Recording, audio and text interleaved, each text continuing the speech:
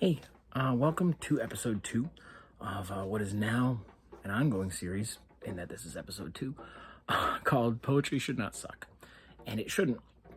It shouldn't, but it all too often does in the manner in which it's presented to us by teachers and well-meaning but ill-equipped educators who serve it to us like, warmed over, stale vegetables, and we're just supposed to think it's good for us by dint of its identity as poetry, but it's never given the right way. And the right way, I think, it makes all the difference in the world. What poetry should be is bottled emotion, language that captures a feeling and is put down somewhere, in a book and in text that you could then pick up, and if expressed with feeling, if played, right, like music, that feeling exists there in the world again. It's the portable emotion, and that's pretty neat. That's pretty cool. Today's is very short. It's little. It's like a Ramones song. Goes in, does what it needs to do, gets the hell out. It's called La Belle Dame Sans Merci, that's a French phrase. It means the beautiful woman with no pity, with no mercy. And the poem itself is not French. It's English, and it's written by John Keats in 1819. And, that sounds very highbrow. Keats, 1819, ago. What does this have to do with me in the here and now? But it's a universal theme. It's about the devastating feeling of thinking that you have love, thinking that you have found the magic, transformative love that you've always wanted and desired, and then you have it in your hand, and then it goes away. And where are you left? What do you do? It's that gutted feeling of being lovelorn, captured here in the form of two characters. And what's great about the poem is that it's just stripped down. There's two voices. They don't even introduce themselves.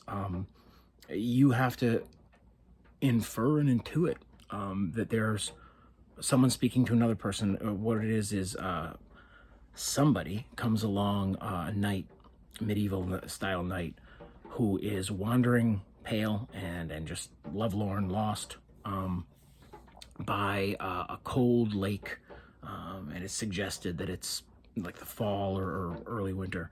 And the guy's like, "What's wrong with you?" And the knight explains how he has experienced a magical connection with a woman who just took his whole heart and then disappeared. And who can't relate to that? So here it is. Hope you like it.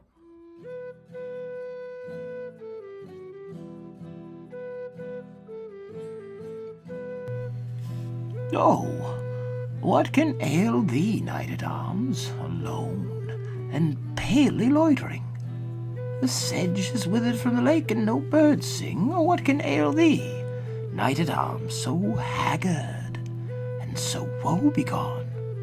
The squirrel's granary is full, and the harvest's done, I see. A lily on thy brow with anguish moist, and fever dew, and on thy cheeks a fading rose fast withereth too.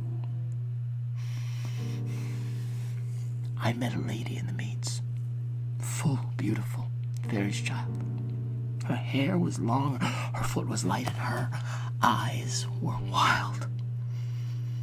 I made a garland for her head, bracelets too, fragrant zone. She looked at me as she did love, and made sweet moan. I set her on my pacing steed, and nothing else saw all day long.